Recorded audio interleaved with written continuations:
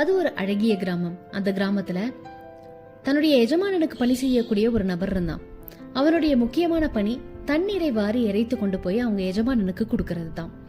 அவன் 2 பானைகள் வச்சிருந்தான். ஒரு பானை விரிசல் விட்டுச்சு, மற்றொரு பானை முற்றிலும் தண்ணீரை சுமந்து தன்னுடைய எஜமானன் வீட்டுக்கு கொடுத்தது.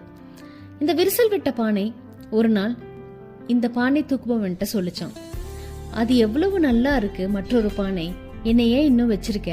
கிட்டத்தட்ட 1 வருஷம் ஆச்சு, என்னை நீ தூக்கி போட்டிருக்கலாம். நான் பயன்படாதவனா இருக்கேன், எதுக்கு நீ என்ன தூக்கி சுமக்கிற? நான் எதுக்குமே பயன் கிடையாது. நீ கொண்டு வர்ற தண்ணிய பாதிய நான் கீழே சிந்திடுறேன், இருந்தாலும் நீ என்ன வச்சிட்டு இருக்க, நீ என்ன போட்டுரு. ஏன்னா அந்த பானை உனக்கு எவ்வளவு நல்ல பேர் வாங்கி கொடுக்குதுன்னு எனக்கு தெரியும். அத்தனை தண்ணீரும் நீ உங்களுடைய எஜமானனுக்கு பயன்படுத்த கொடுக்கற, அவங்க சந்தோஷமா மகிழ்ச்சியோட நீ கொண்டு போறதுல இருக்காங்க.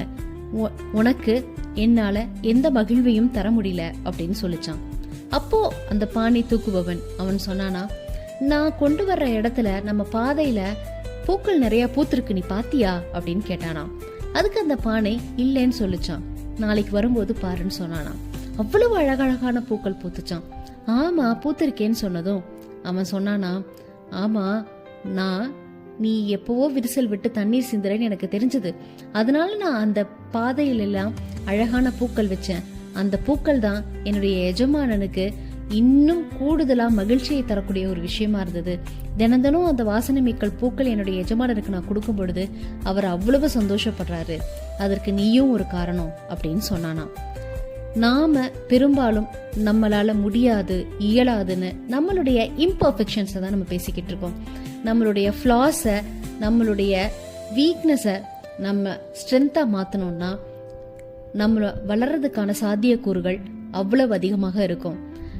நன்கு வாழ்க்கையில சிந்திக்கக்கூடிய மனிதர்கள், வளர்ச்சியை நோக்கி போகக்கூடிய மனிதர்கள் தங்களுடைய குறைகளை நிறைகளாக்குவாங்க. Embrace your imperfections and grow with them.